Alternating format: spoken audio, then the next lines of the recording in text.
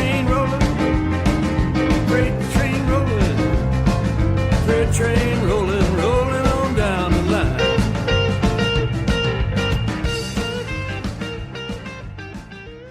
Hello and welcome to Counterpunch Radio. My name's Eric Draitzer. Thanks so much for tuning in, for coming back to the show.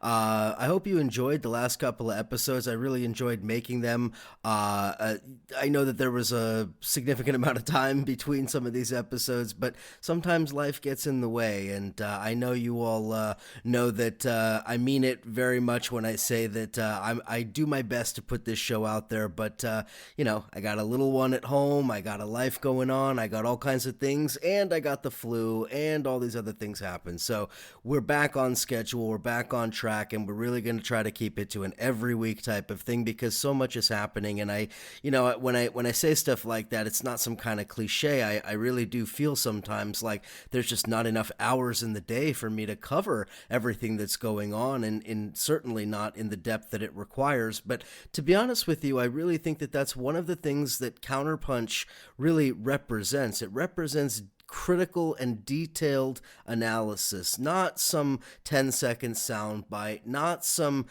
pay-per-click kind of, online media scheme, not some weird sort of quasi-state-sponsored outlet or whatever. It's a truly independent platform that brings you analysis each and every day from so many different perspectives from all over the world, from across the, across many different borders, many different dividing lines, and I really do appreciate that. And if you agree with me about that, please consider becoming a subscriber to the magazine. The magazine is great. I think they're now branding it with the 25-year anniversary logo, which is also cool and nifty. Keep them next to your toilet. Keep them for, a rainy day. Keep them for when the internet goes out after the World War III bombs start falling. Whatever the case may be, please do consider doing that. Supporting the website also, you can donate through PayPal. You can call Becky in the Counterpunch office. You can do all sorts of maneuvers to make that happen. Anyway, let's turn to what we want to talk about today. I kind of teased it last week, but I'm very excited to speak with a returning guest about what's going on in Brazil. Mike Fox has been on the show before, but I'm happy to welcome him back. Mike is an amazing researcher. He's an independent multimedia journalist based in Brazil. He's a former editor of NACLA's Report on the Americas. You can follow his work on his website, www.mfox.us, and you can also follow him on Twitter at mfox_US. Mike's on the program today to talk about what's going on in Brazil and to help us understand. Mike, welcome back to the show. Thanks so much for having me. So I'm really when I say excited, I really am, because this is an ongoing saga in Brazil that in many ways I think is kind of flying under the radar, given the, daily shitstorm that is Donald Trump, given everything else that's happening in the media and, the shiny objects taking our attention. But you've been following, obviously, what's going on down there in Brazil and really doing some great work. If I could just highlight one piece here, and then I'll get you to talk and I will shut up. Your piece in The Nation, excellent, dated April 19th, headline, Lula may be in jail, but Brazil's Occupy movement won't let hope die.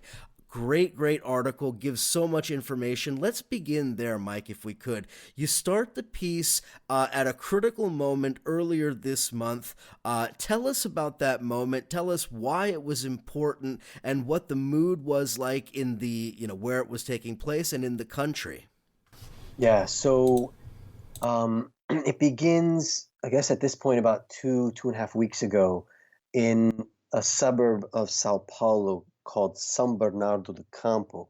And this is kind of the heart of the working class movement in Brazil. It's where Lula, Luiz Inácio Lula da Silva, the former president, who is now in jail, and we'll talk more about that in a second.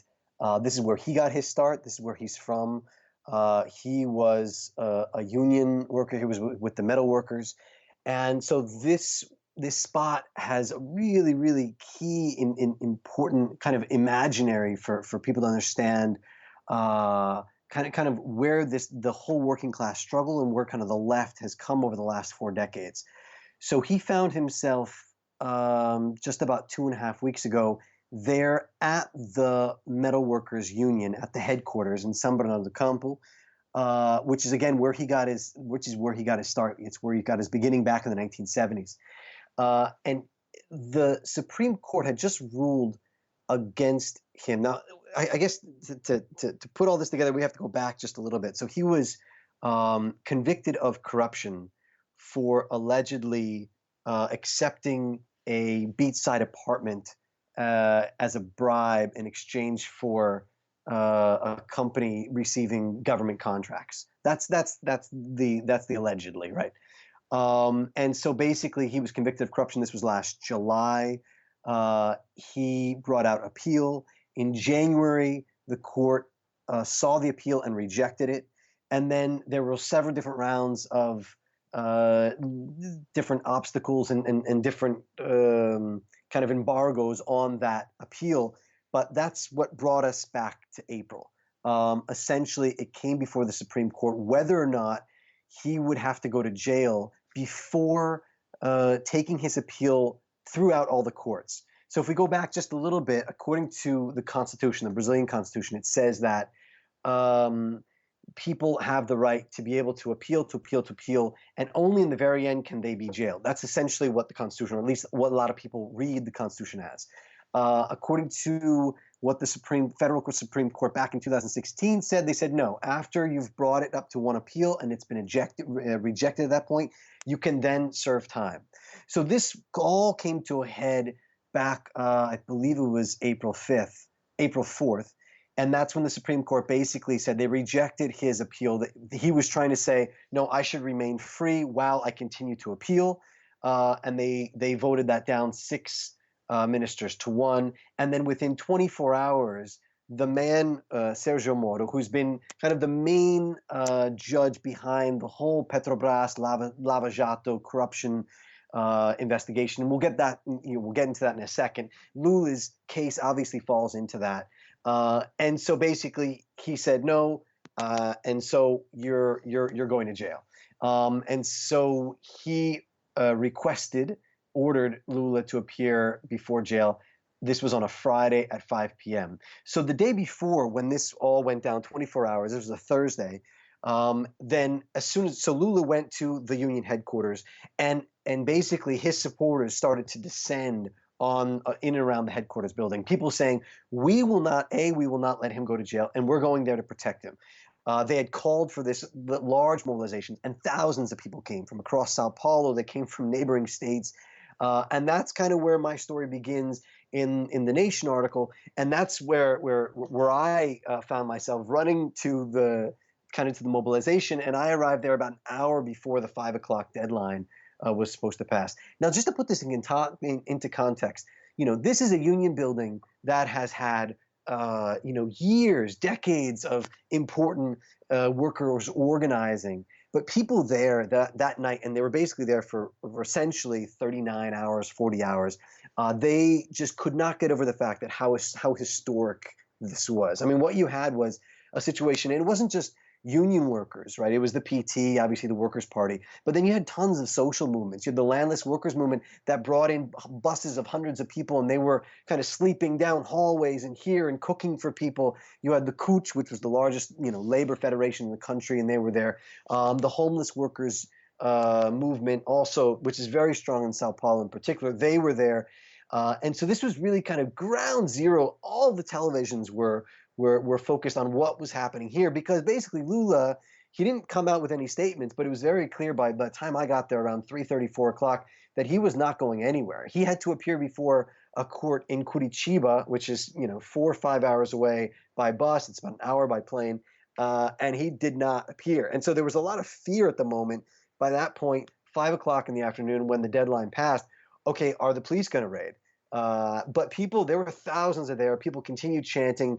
They had speeches throughout the night, rallies throughout the night, and then music went on until early in the morning, and it became almost a party because Lula was defying a court order to appear, essentially to serve time for prison. He was saying, no, I'm not going. So this was huge. This was really important in terms of the psyche of kind of the left. Lula turning himself in and just saying, okay, fine, particularly in a case that he says he's absolutely innocent. His supporters say he's absolutely innocent. And that's just not his like diehard supporters. We're talking about, there was a book that just came out a few weeks ago, and that was 100 judges and lawyers who came out with their arguments about why the whole case against him is basically a witch hunt to try to stop him from running in this year's elections. We'll get into that in a second. Elections in October. Lula's the front runner with in the most conservative poll, 31%. But if he can't run or if he has to go to jail, then obviously that's a major issue, and the left is kind of left without with somebody like Lula who's a shoo-in who would definitely win. So the 5 o'clock deadline passed. People stayed through the night. There was an event the next morning for Lula's late wife, who passed away last year. It would have been her birthday, and so they held kind of an ecumenical event the next morning with ministers of all these different religions, and it was a really beautiful thing. People came, and it was extremely emotional, tears in the crowd, and they were there obviously to be there for Lula's ex-wife, but also for Lula. He hadn't spoken the entire time he was in the Union Hall. And this was when he gave his first speech. And during the speech was when he said he was going to turn himself in. Apparently, there was a deal made between the federal police that would allow him, that said, okay, fine, we're not going to come get you. They were worried about a bloodbath because of these thousands of supporters. We're not going to let Lula out. And the last thing the police wanted to do was raid this thing. And essentially, they made this deal where he would turn himself in the next day, but he wanted to have the time, be able to have this ceremony the following morning. And then, obviously the next day, Lula's supporters, in the moment he tried to leave after this, and just to go back, I mean, his speech, I think it's important to focus on it a little bit, because he very much said, listen, I am not a man, I'm not a person. I am going, I'm me going to jail. I'm going to turn into millions of Lulas. We are all Lula. And that was the chant that people were chanting, was I am Lula, I am Lula. And that's really been the theme of a lot of the organizing at this point, is though he's in prison, people organizing to try and get him out, but also this kind of sense of replicating his image, which I think is really key at this point, particularly with the right-wing pushback across all of Latin America, across Brazil. And that's really started kind of this idea rolling. The other thing that was really powerful, it was the very last paragraph of his speech. He basically gave a nod to Manuela Dávila, which is the Communist Party presidential candidate, and Guilherme Boulos, which is the leader. He's the leader of the homeless workers movement, which has been very powerful in recent years, but particularly in Sao Paulo. And he's the PSOL presidential candidate. If you remember, PSOL is the Socialism and Freedom Party. It broke with the PT in 2004. That's when it was formed by, it was like a splinter group of members of the PT that broke. And they were on stage there with Lula, and he basically said, I'm excited about the future. I'm excited about the next generation. I'm not going to be here with you, but these people are, and I'm going to be there in my heart, and you guys are going to go out and kind of replicate this stuff. We're going to continue on with this dream. And I think it's really key, because this one particular moment, it literally was the end of an era. If you look at it, I mentioned this in the Nation article, but that's also what it felt in the moment. Just afterwards, I was speaking with people there in the crowd, and this one woman said, I came here. She's a teacher. She's a mother of 3 kids. She said, I came here 2 days ago, and I was ready to put my body on the line. We were ready to defend Lula. Thousands of us were, for days if had to be. And now he's turning himself in. I don't know what to expect. I don't know. But this is it. I mean, people's tears, understanding what this meant. This man, who they feel is absolutely innocent, is going to jail. What does that mean for them? But also, what does it mean for the left in general? Just afterwards, I went to a bar where I was doing live reports, and there was this group of lesbian women there, all of them in black shirts, amazing women. But they themselves says, you know what? We are fucked. And that was the feeling at that moment. Now, what's interesting is what I'm going to talk about in a second. So he ended up turning himself in, but it took him hours to get there, because his supporters for like 2 hours wouldn't even let him out of they literally blocked his way. They would not let him get to the car. And then even when they got into the car, they were trying to stop his car from moving. And then, once he got to the airport, there were people at the airport.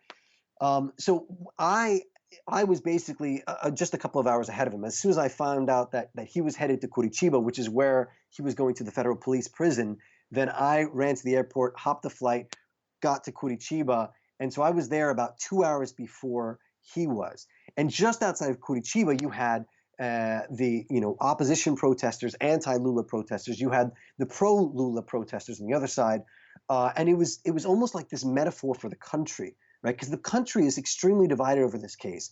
Literally half of the country believes Lula is completely innocent. He should not be in jail. He should be allowed to run. The other half believes he's the leader of the biggest corruption scam that the country has seen in the history of the country, and that he is the man responsible for everything that is wrong with the country. And that's what you saw in front of this federal this federal prison, was the journalists and the police in the middle, and then pro-Lula supporters on one side, anti-Lula supporters on the other side. The Lula's helicopter, as it arrived, it's touching down on the top of the building, and suddenly the police, just in front of the building, they started firing stun grenades and tear gas and rubber bullets into the pro-Lula rally, and they completely dispersed the pro-Lula rally. There were hundreds of people there. And then they brought out shock troops to keep them down a couple of blocks. So this is all happening as the anti-Lula supporters are shooting off, fireworks into the sky as the helicopter is landing. So it's just this surreal metaphor for the reality that the country is in. And that's basically where we were at just a couple of weeks ago. What has happened since then? The pro-Lula camp, which is what my article is very much focused on, have started an around-the-clock vigil, occupy camp, literally just 2 blocks from the federal prison. And that's pretty much become ground zero for organizing, leftist organizing, social movement, union worker organizing across Brazil. And it's really kind of created this excitement on the left. It's replicated itself. There are now occupations in front of Ministry of Justices in Brasilia and Fortaleza and 2 other northeastern cities. And then, the homeless workers movement, the landless workers movement, and other movements and union workers have literally occupied, dozens of other locations around the country, including the apartment which was allegedly given to Lula. And we can get into that in a second, because there's a very interesting anecdote about that. But so all of this movement is kind of happening at this moment. Lula has now been in jail for almost 2 weeks, 2 weeks literally, just last night, and so it creates this whole lot of doubt. At the same time, the left is at this point kind of more mobilized and energized than it has been in a very long time. Still, the occupation remains, the occupations around the country. But this thing it's just building, and it's going to continue building, because the elections, we're 6 months out from the elections, but everybody sees that's the clear deadline, and we're going to see what happens.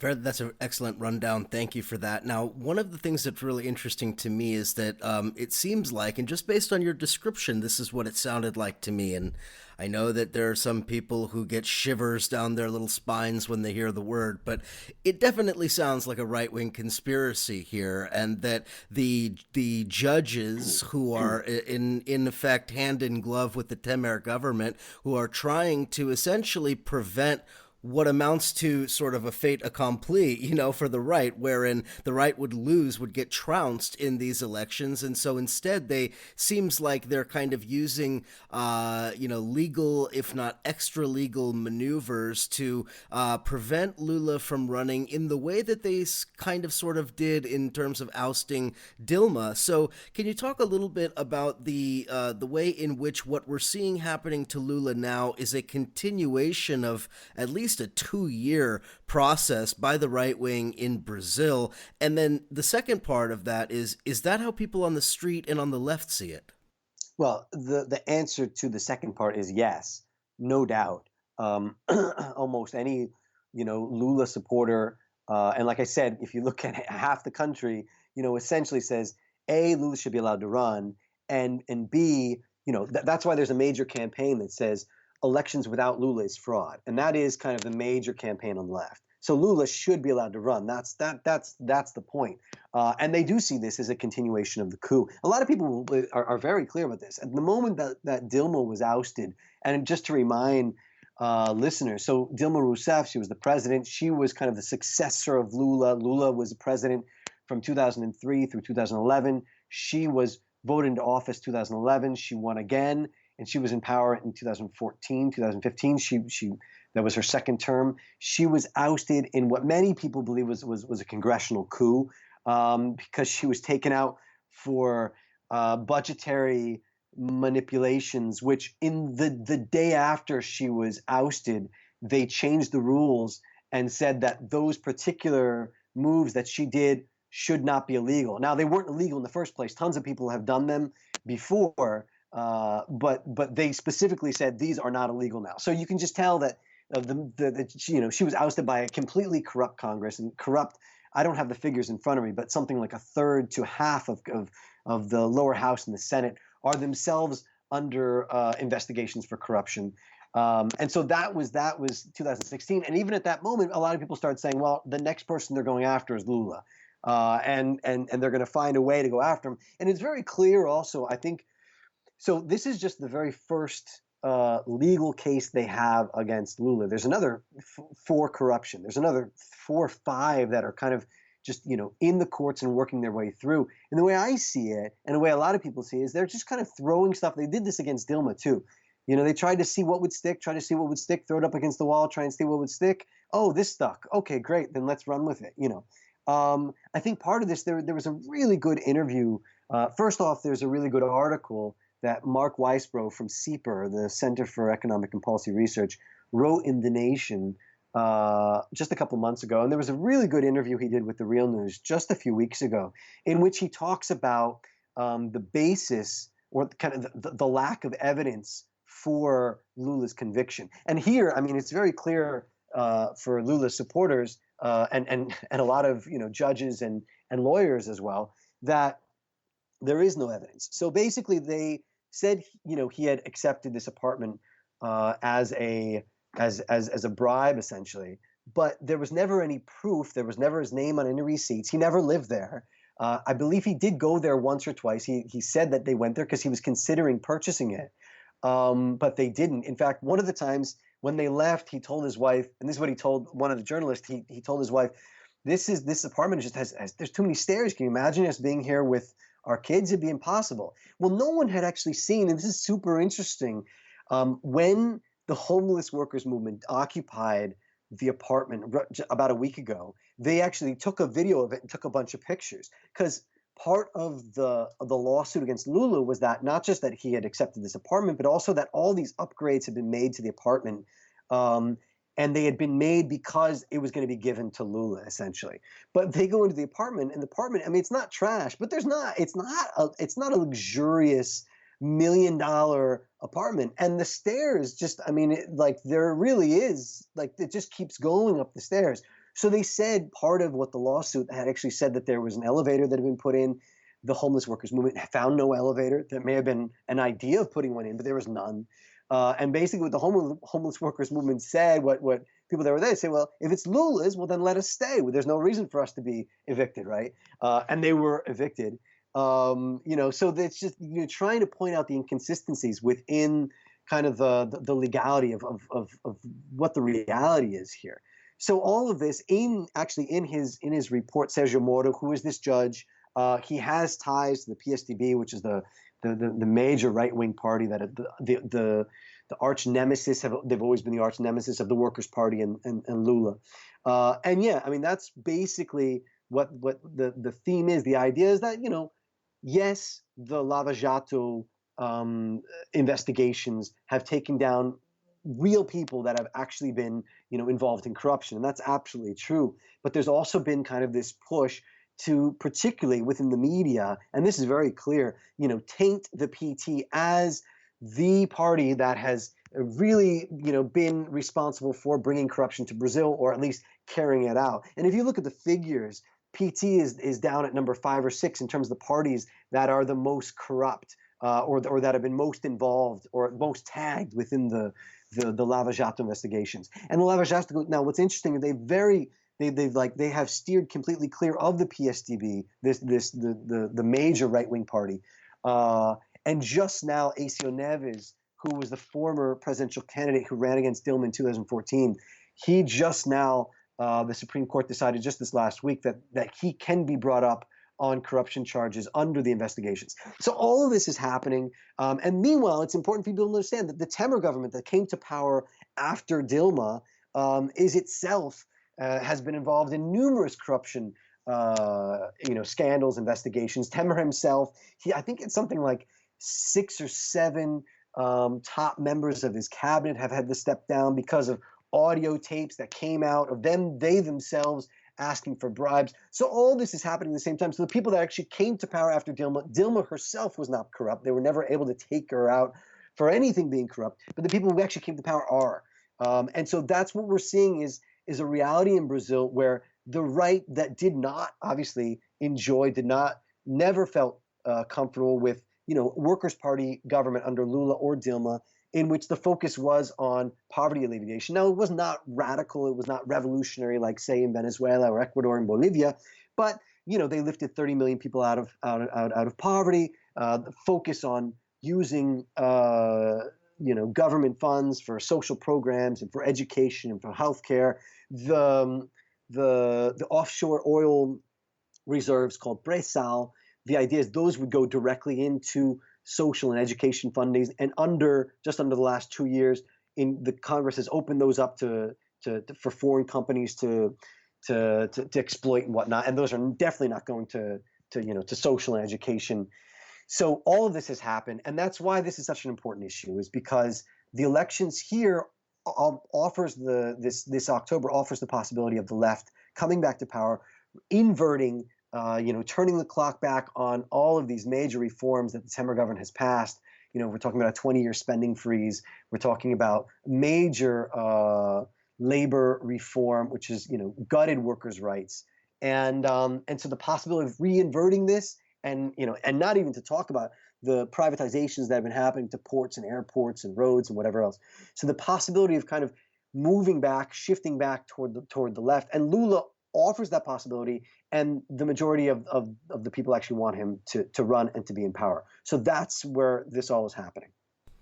Indeed, and just to put the slightly larger context on it before we go to the break, and I remember writing about the situation in 2016 as this was all unfolding with Dilma, and I think it was Glenn Greenwald, although it could have been somebody else. I remember broke the story that Temer and some of his high-ranking deputies, they were on the first flight to Washington and to Wall Street to have meetings with Goldman Sachs and to have meetings with high-ranking financiers in preparation for what you just described, taking over the reins of government, opening up the country, privatizing those things that had been nationalized and so forth. So before we go to the break, can you just talk a little bit more about how this government, so-called, if it's really a genuine government, how the government has executed both an austerity program and sort of a neoliberal privatization program just in the,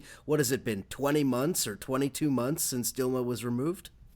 Yeah, absolutely. I mean, I think the first thing for listeners to know or to remember is the day after, and I don't have the figures in front of me, but literally on his first day on the job, Temer cut the secretary for racial equality. He cut the secretary for the women's secretary, and a bunch of other kind of ministries that have been created kind of over the last 10 or 12 years in order to kind of open up, to push for equality, to open up for those sectors of the population that have been, marginalized in Brazil for centuries. And it was on his very first day on the job, and that was part of what the rollback was. And not to mention the fact that Temer brought into power an all-white male cabinet. And so that, and then I think it's important to also remember, it's not just Temer. Congress is the most conservative in Brazil that it's been, since the dictatorship. And conservative, we're talking about the Bullets, Beef, and Bible caucus. So major power of the big landowners, big agribusiness. The Bible's evangelical movement is growing and it's getting bigger than ever. And Bullets, there's all these very interesting parallels with, say, the United States in a lot of ways. Now Bolsonaro, which we'll get into in a second, he's a presidential candidate, kind of Trump-like presidential candidate. He himself carries a gun. He's a former captain in the military. So the power of these caucuses and the power of the conservative, corrupt in many cases, Congress.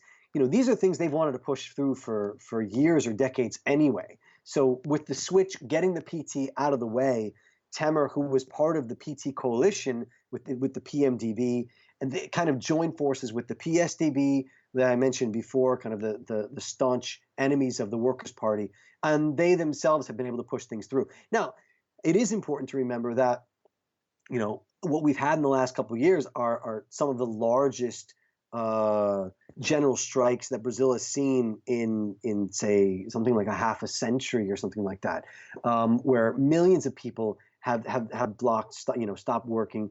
And this is particularly around the case of the pension reform. And that is one thing that Temer has not been able to push through. And a lot of people say that part of the way to kind of diverge his attention away from the focus on the pension reform, because he hasn't been able to do it, is then folks might know or remember, and we'll get into this in a second, I'm sure, but he called out the military in Rio and put the military in charge of the police force.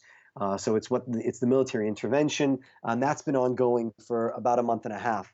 And so a lot of people say that, that has happened. He did that in order to kind of as subterfuge because he couldn't get other things happening, because the pension reform was just getting too costly for even folks on the right. But the other things that he did push through were things that they have, a lot of people had wanted to for a long time, and Congress was right there with him the whole way. So the fear is obviously of whoever comes to power this fall. If it's not Lula, the chances of the left actually, bringing a candidate that can garner, a major percentage or half the percentage of the votes is not very likely. And the person running in second just after Lula right now, he's got, in the most conservative of the polls, he's got 15%, is this guy Jair Bolsonaro, who is extremely scary. I'm sure we'll get into him in just after the break. That's exactly right. So stick with us. On the other side of the break, we'll talk about the candidates in the upcoming election. We'll also talk about some of the other developments in Brazil that are really important to connect to what's happening. And then we'll touch a little bit on the regional and global perspective. You're listening to Counterpunch Radio. I'm chatting with Mike Fox. Come back and we will continue.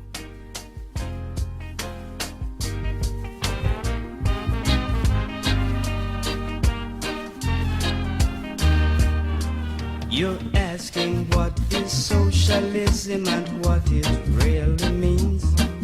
It's equal rights for every man, regardless of his strength. So don't let no one fool you. Joshua said, listen as I tell you. Joshua said, no man are better than none. Socialism is love between man and man. Socialism is love for your brother. Socialism is linking hearts and heads. Would you believe me? Poverty and hunger is what we're fighting. Socialism is sharing with your sister. Socialism is people pulling together. Would you believe me? Love and togetherness. That's what it means. Mr. Bigger trembling in his shoes, saying he's got a lot to lose. Don't want to hear about sufferer at all. Joshua said, one man have too many, while too many have too little. Socialism don't stand for that, don't stand for that at all. Socialism is love for your brother. Socialism is linking hearts and heads. Poverty and hunger is what we're fighting. Socialism is sharing with your sister. Socialism is people pulling together. Would you believe me? Love and togetherness. That's what it means.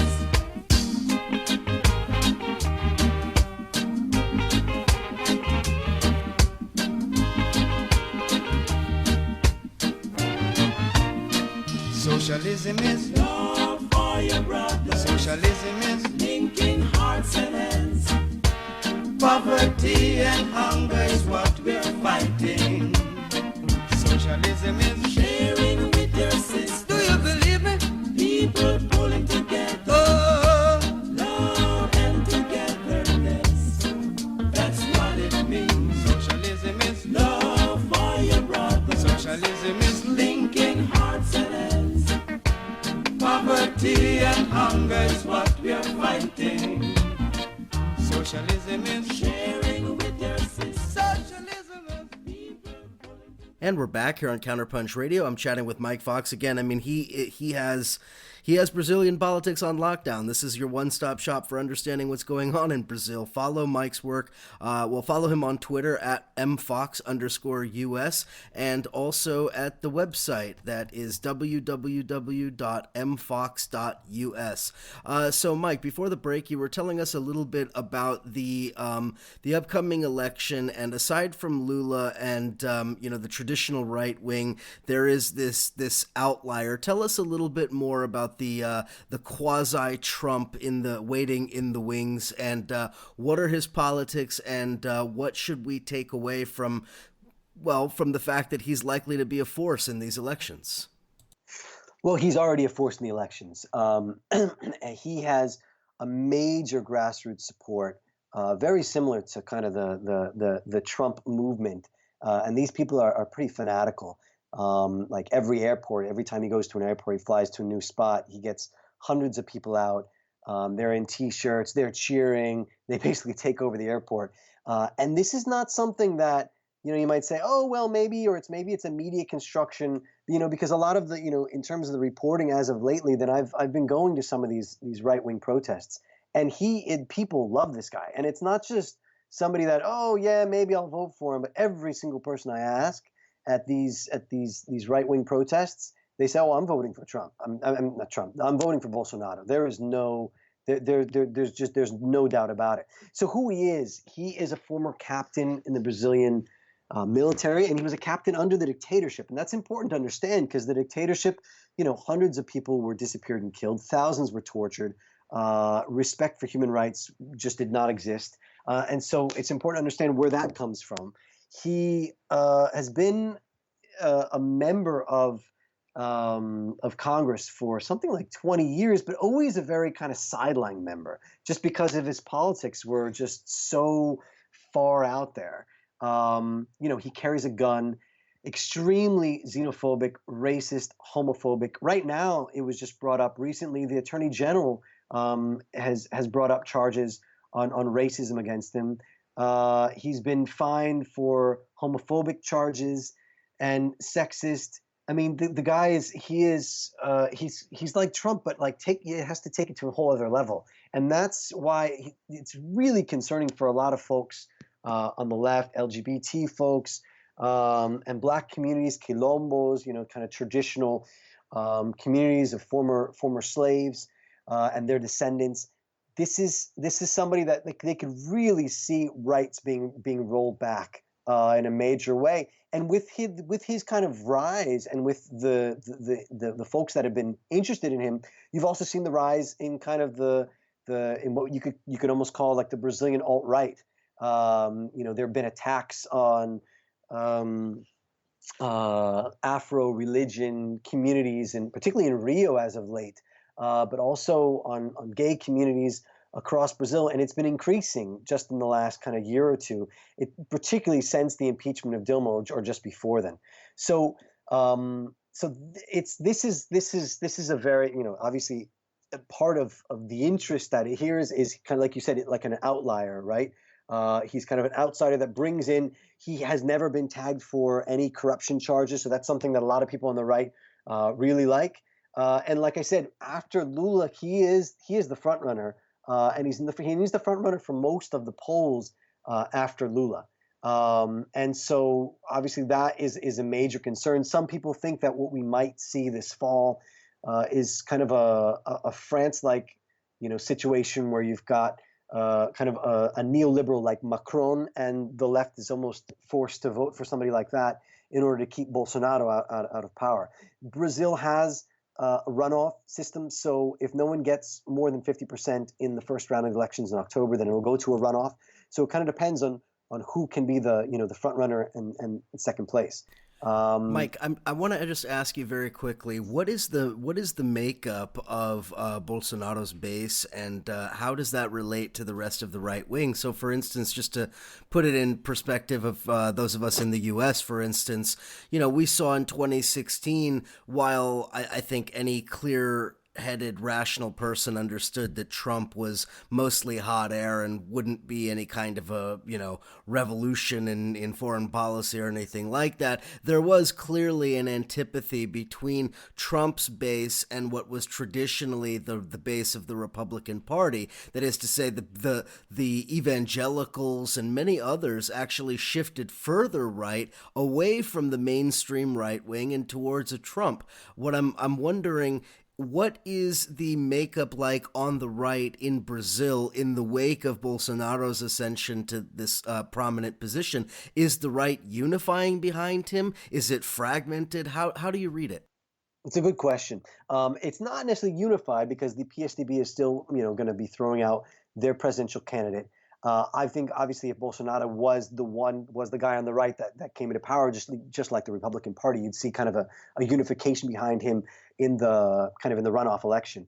I think it's important to understand the differences, because here in Brazil you have a major percentage, like the inequalities in the country are much larger than, say, in the United States. You have a much smaller middle class, and particularly just in the last couple of years, many of those millions of people that were lifted out of poverty have kind of rolled back into poverty. So you don't necessarily have this situation where you have in the U.S. of kind of the poor white working class, although that does exist, but and it depends also the regional thing. So Lula still is kind of essentially God in kind of the northeastern part of the country, which is the much darker skin, working class, much poorer region of Brazil, and that's very, very clear. Bolsonaro is really kind of capturing interests from kind of the middle upper class, the elites. You can tell this, and it's a very similar also even from kind of the MBL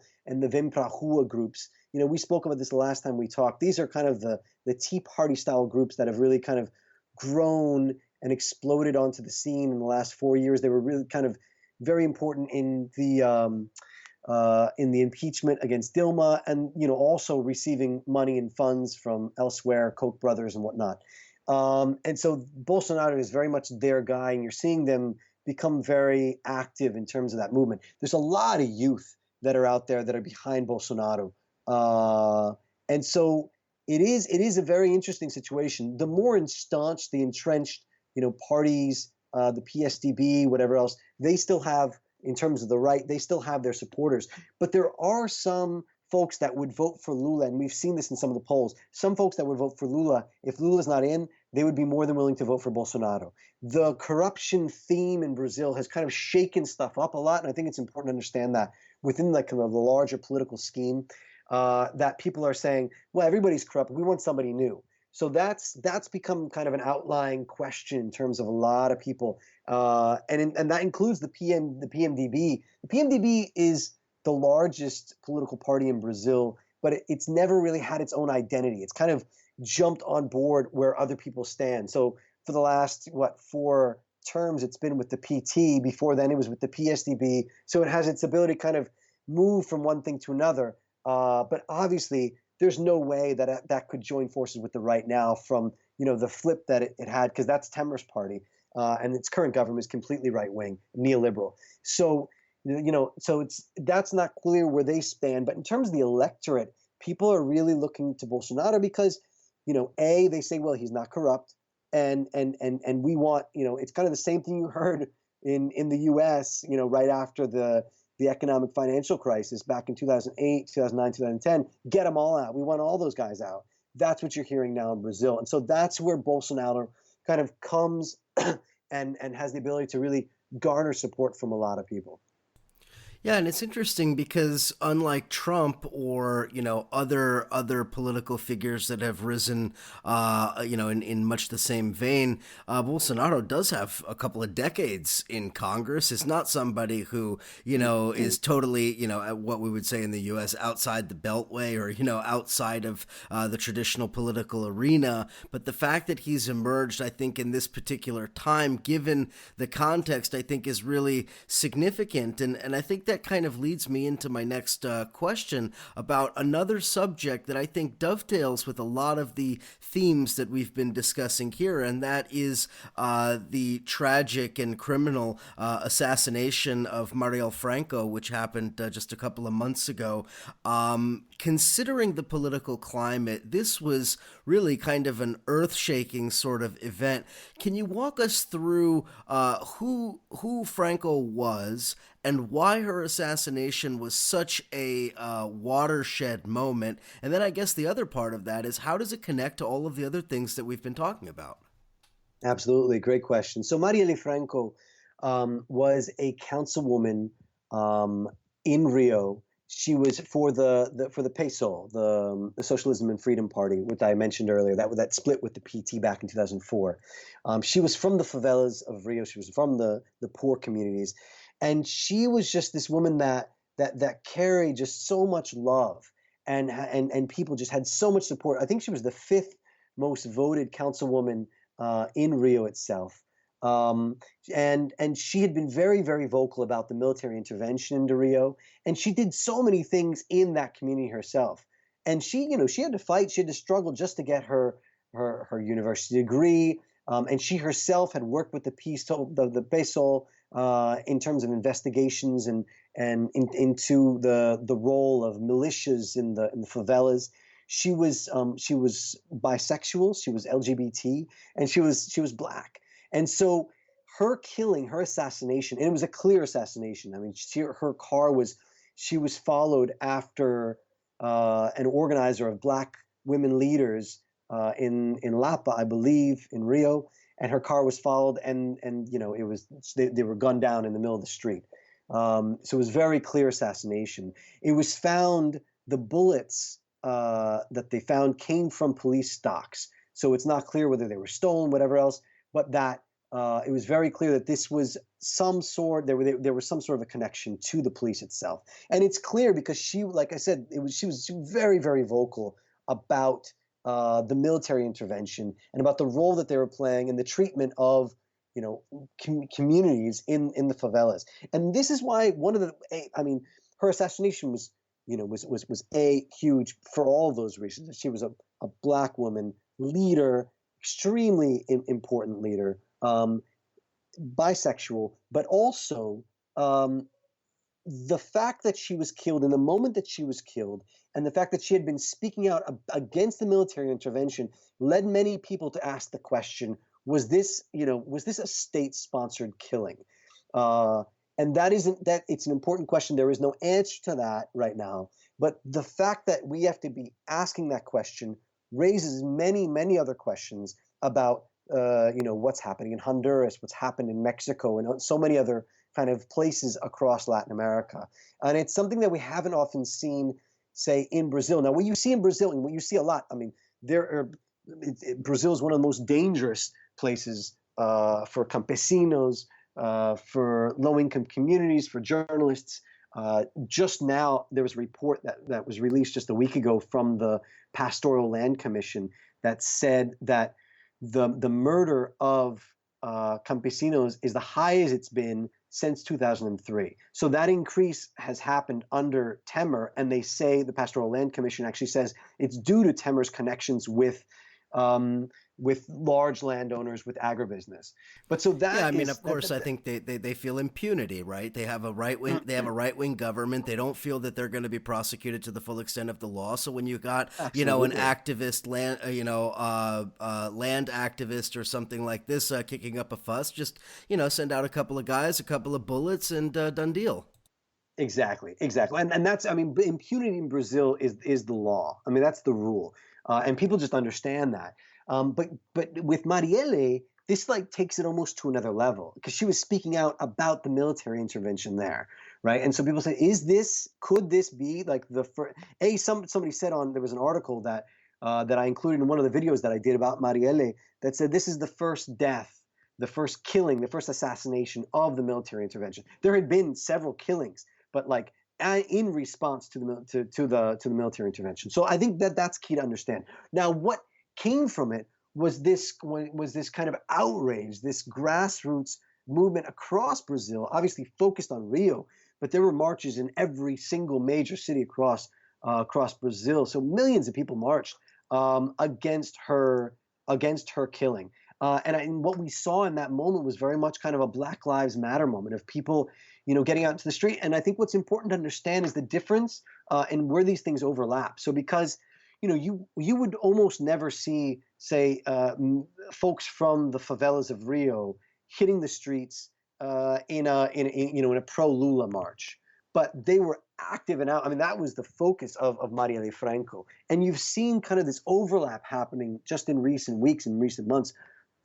Almost every event that's happened kind of pro Lula in Rio has happened together with kind of a commemoration of remembering Marielle Franco. And still these kind of events and memorials are happening. They happened on the 1 month anniversary of her killing, and also the driver also was killed in the car, and they're going to continue to happen. And I think that what you're seeing is these connections between her movement and her killing, and how that overlaps with this current movement of the organizing in support of Lula, because all of it's it falls within the same kind of ball, in the end. What we're looking at is a potential scenario in the October elections where essentially a fascist alt-right Trump-like candidate could come to power, and really you can imagine even more impunity, like the backlash on Black and LGBT communities or campesino and indigenous peoples across Brazil would just be massive. And that's why this is really kind of coming to a head at this point. Marielle Franco, her death, impacted people across Brazil and also across the world. Indeed, and just for people who maybe aren't, I think my listeners are educated enough to know this, but just in case somebody doesn't know so much about Brazilian history, Brazil is probably one of the only countries in the world that can really parallel and understand and sort of match toe-to-toe with racism and white supremacy in the United States, and the historical legacy of those things and how they impact our society today. Similarly, in Brazil, I mean, this is a country with deep economic inequality going back generations that to a large extent is racially based. It's based in a legacy of slavery. Brazil had slaves well after the United States had already abolished it. So in many ways, the killing of somebody like a Franco is also seen as a war on people of color, a war on indigenous people, a war on the most the poorest and most disenfranchised people. And similarly, I think, as you were, I think, alluding to there, Mike, this sort of confluence of these movements, a movement, in defense of these communities, and simultaneously a movement in defense of Lula, who, though maybe a social democrat, certainly the political, voice of the poor. I mean, this is a pretty significant development, and one that I don't know if I can think of a perfect parallel for. No, absolutely. Absolutely. I mean, everything that you said is totally right. I mean, Brazil is outside of Africa, Brazil has the largest number of Black descendants of Africa. It's over 50% of the population has some descendancy from Africa. And the role that Lula played, like I said, it wasn't radical or revolutionary, but one of the first things he did when he came to office was to include, affirmative action at universities across the country. And people still talk about that. It's still key about how that's important, how that has changed the dynamics of who actually is able to get into universities, public universities, private universities, around the country. And so all of this is kind of playing out into one, 6 months before the elections, and we're going to see, what happens in the coming months. But I think what we can envision, what we can see is kind of continued mobilizations. But this stuff isn't, it's not going anywhere. The inequality, it still exists within Brazil, despite 4 terms of Workers' Party governments. And yeah, the slavery was abolished in 1889. So that was not that long ago here in Brazil. Indeed. Now, before we begin to wrap it up, I just want to ask another point that I think is always important when talking about Latin America, and that's the role of the media.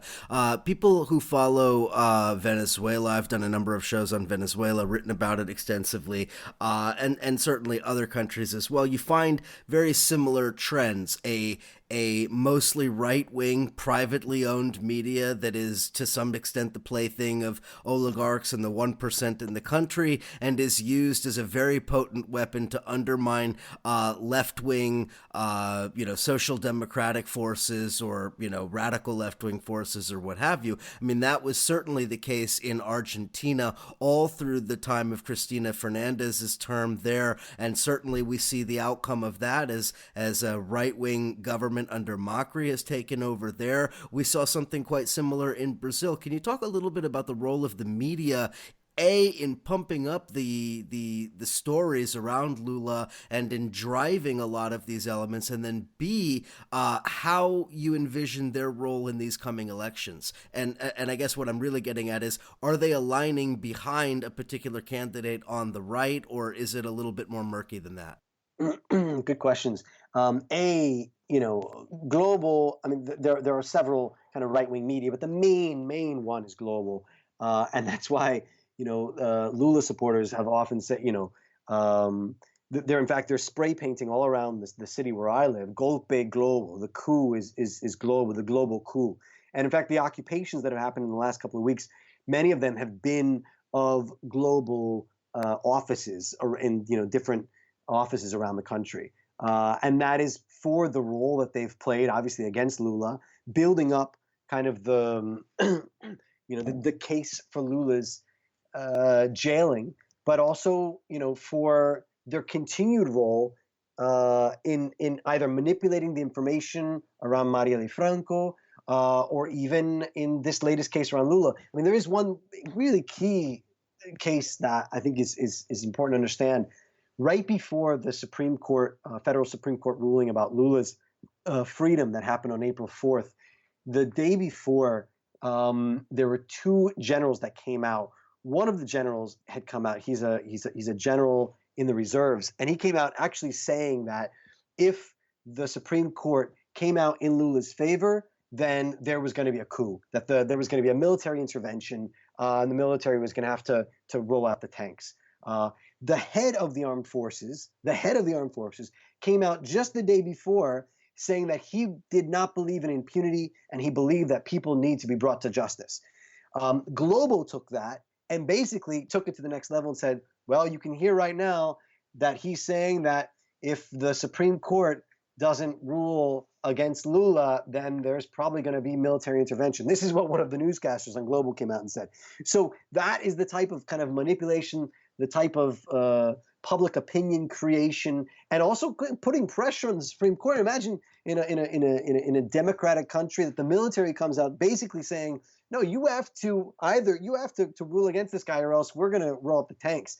I mean, the general didn't necessarily do that, but he insinuated, and then Global did the rest. And that's what you see within kind of the mainstream media here. And when I say mainstream media, particularly Global, but also Vage and these other areas, they've just had a campaign out, but forever. And we have to remember that this is the same people that they basically created public opinion in this country, and they swayed elections going back decades. Even the very first election with Lula, a lot of people say that he lost that election because of the role and the manipulation of statements and on air from Lula and the other presidential candidates. And this is so it's going back. This is the channel that was in support of the military dictatorship back in the 1960s. So it has a long role of creating public opinion and holding it there. And so obviously, yes, that's happened. They've been completely against Lula and had been used even by Sergio Moro to things that were said in Global were then used as fact, in the lawsuit against Lula. So that kind of this this feedback cycle that is extremely concerning. What can we see in the coming months? We're going to continue to see more of the same. Obviously, Global had kind of their moment just after Temer came to power. And then they kind of turned their backs on Temer for a little bit, as did the rest of the mainstream media. And for a little bit, people thought that Temer might even be out at some point because he was under his own investigations. But it seemed to be kind of like they've placated at this point, understanding he's out. He's going to be here through the end of the elections. Are they in it to win it for any particular candidate at this point? They've been not really. You've seen them.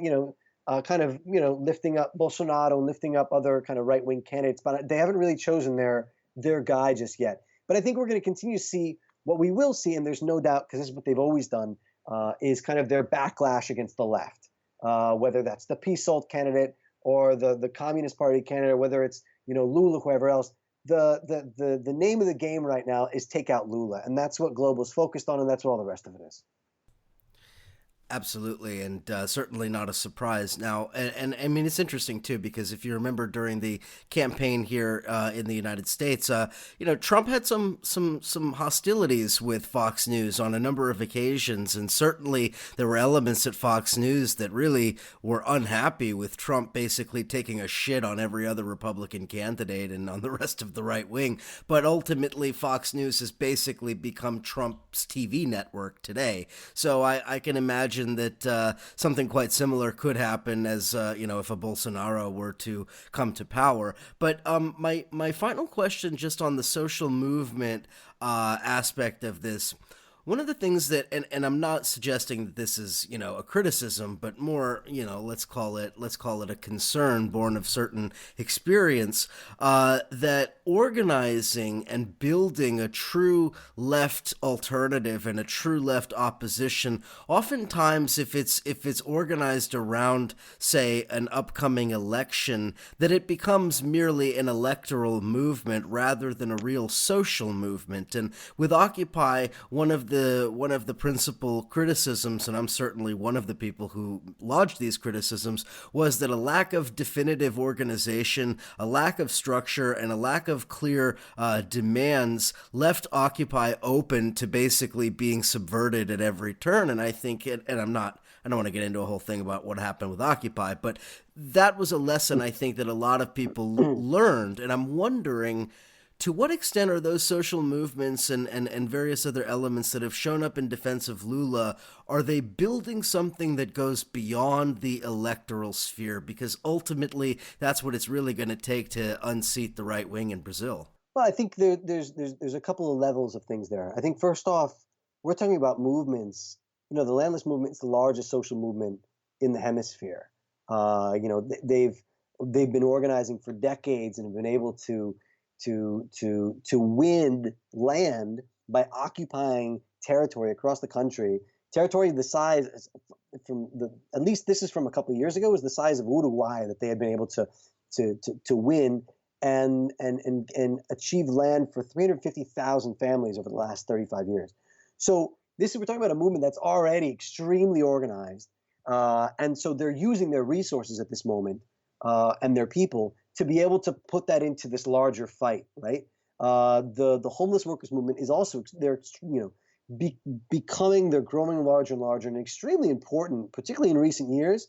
And I think that they're going to play an even bigger role in the coming years. The homeless workers movement. I mean, based in Sao Paulo, but around the country, a lot of people are kind of making this connection.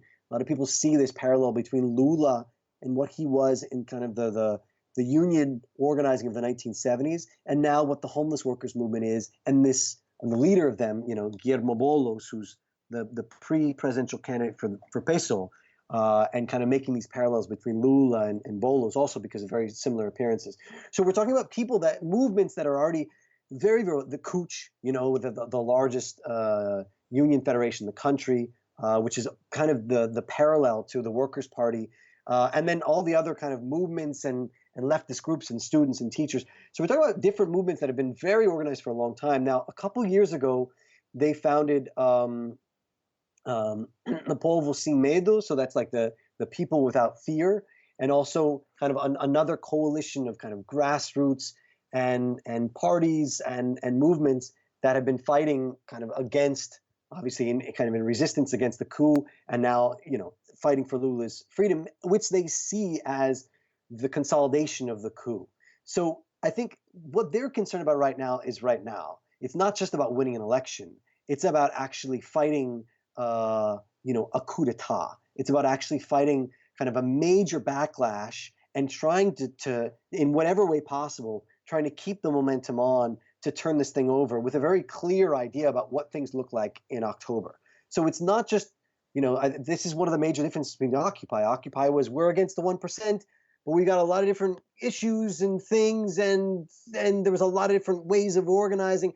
And things here are also, are very, very clear about where they're going, what they want. And also there's already a kind of a built-in structure within these different movements that are kind of organized, not necessarily at the occupations themselves, but they're used to, the MST they're used to living on occupations. The MST has, the way they do it is they move in, they occupy for years. I met this one woman just 2 weeks ago who has been living on one piece of land for 4 years trying to win her own land for her family. And she came to the Kurichi occupation with different representatives from her local group because they wanted to fight for Lula's freedom. And so I think it's important. They also come with their own kind of organizing, which is also really, really key. The MST, the way they organize, is extremely direct democracy, right? They come together, they decide in their collectives, they're not representatives, they're spokespeople.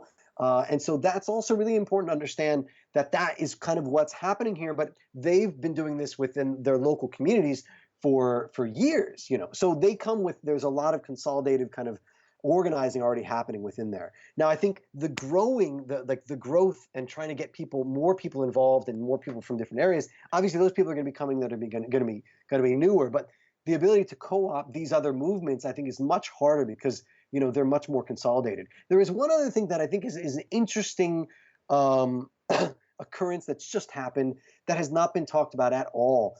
But last week, all of the major 7 left parties, so the PT, the PSOL, the Communist Party, and several other kind of leftist parties, they formed a new coalition, a broad front coalition in defense of democracy in Brasilia. And so the idea that these different parties will be going forward, kind of unifying behind one clear idea. No one has talked about this yet. It was almost like completely off everybody's radar, particularly in the English language news. I haven't seen anything, but even in Portuguese news, I think that's going to become important. Now, of course, this is not answering your social movement question. This is electoral. But I think that this political question, what we are seeing is at least this kind of unified response in defense of democracy. And that's what a lot of people are talking about. They say it's not just about Lula. We're talking about Brazilian democracy. I was speaking with the president of the Santa Catarina sector of the CUT just a couple of weeks ago, and she herself said, listen, if Lula can't run, the first and he's jailed just like the right says he should be jailed, the first thing is there goes our democracy, the rule of law. That's the main thing that we're fighting for. And so that's what's really key here. It's not just about one presidential candidate. People say if these elections go on without Lula, it's fraud. And that's why we're seeing this major movement. And so it's not just about, oh, we want to win these elections. It's about saving stopping a coup and saving a democratic system. That's what's the bottom line here. Yeah, it's very interesting because I think that it's very easy to, try to project our understandings of what a left looks like in the West, in the global North, or in the United States, or whatever. And remembering, and as I learned in Venezuela, that the left in Latin America is a very different thing. And certainly all of these different organizations with their long histories and everything, it's going to be very exciting to see how things coalesce. And certainly, just as you mentioned, I mean, if they really are forming a broad sort of united front kind of coalition, that in and of itself is pretty groundbreaking, and moreover, it could become an electoral force. So the last thing I just want to say before we sign off here. To what extent do you see some of these elements that have come together in Brazil reaching out beyond the borders of the country? In a lot of ways, Brazil is if not the most influential, then certainly one of the, two or three most influential countries in Latin America. Obviously, its size, obviously, its, mineral resources and natural resources and other things, and economic power, its membership within the BRICS to whatever extent that's relevant. Brazil is an influential country, and I'm wondering, are some of these social movements, activist networks, are they reaching beyond Brazil's borders and making connections, as far as you know, with similar movements in Honduras and in these other countries that are experiencing a very similar kind of right-wing, neoliberal, authoritarian assault? I mean, they definitely are, and they always have. The MST has. When I was living in Venezuela, well, over a decade ago now, the MST was always had people there that were connected up with the Frente Ezequiel Zamora Front, which is like the Campesino movement there. They've been involved in kind of the Latin American in the Latin American, what was it, environment school, school of kind of farming in Venezuela. And I know that they've traveled all across the region. And I know that they're obviously making the connections between Honduras and a bunch of other countries and what's happened traditionally in Brazil, but also what's happening now. I don't know, I don't have figures of numbers that are actually there and personal and they're actually kind of on the ground in these different locations. But definitely, people are absolutely aware about kind of what's happening across the region and the role that that each other are playing and the importance that these different social movements have and the connections being made. And so that, I think, that in among itself is really key. The internationalism is on spot. There's a couple of really interesting two interesting things, I think, that also, not necessarily with the social movements, but there's this one group, Media Ninja, right now, and if people are looking for kind of to stay on top of what's happening in Brazil, it's in Portuguese, but their stuff is just, they are live streaming constantly. It's a collective of media makers all across the country that are following social movements extremely closely. And so they're live streaming everywhere. There's photos, there's video, and it's just constant. The other thing is Jornalistas Livres. And these two groups have been just really key in terms of able to like put things out, but also make the connections and follow along with, social movements and the leftist kind of struggles across Brazil, but also making those connections across the region. Every one of these countries has had this kind of right-wing backlash. Like you said, Brazil is really important. Just on Friday, five or six countries, South American countries, announced that they were leaving UNASUR, the Union of South American Nations, which just a couple of years ago was extremely key in terms of, South America creating its own union to kind of push back on U.S. hegemony in the region. And then you just had Brazil, Argentina, Paraguay, Peru, what was it, Colombia, and I'm missing somebody, but they just pulled out they suspended their place there at UNASUR just on Friday. So that type of thing, this rollback right now, the right just a couple of hours ago, it's Sunday night right now, and the right just won the election in Paraguay. It's the son of the former secretary of the former dictator, Stroessner. So that he's going to be he's from the Colorado Party, which is the longtime party in Paraguay, and he's just won the election there. So the right wing kind of assault across the region, or the right wing wave continues to roll, and we're going to continue to see this happening. There is one thing one point I did just want to make, and this was kind of, you mentioned the left. We were talking about the left and this kind of the excitement across the social movements and also the parties. It's also really important to remember that Brazil is a massive country. And whenever people talk about Brazil, it's always like, wow, the PT is huge, the MST is huge, there's millions of members, and this is all really key, and it's true. The population of Brazil isn't as big as the US. I think there's something like 250 million people, but it's so big, and it's a very similar situation. So the left can be completely organized. They can be completely active. They can put millions of people in the streets, and there still is a huge, massive percentage of the population that is, watching their telenovelas. They're watching their football. They go to work. They come back home, and they don't want to be bothered.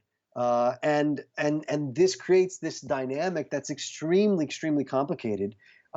in terms of these things. What they don't want corruption. That's what they see in the media, right? Because the media is able to manipulate and move things in different directions. You can push the attention onto football. You can push the attention on to the latest telenovela, or you can push the attention and say that the PT is the most corrupt thing ever, and Lula is crazy, and all these supporters out in the street.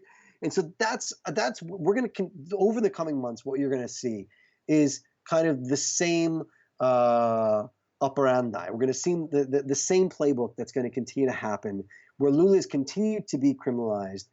There is hope. He has his legal team, and this is important to bring up.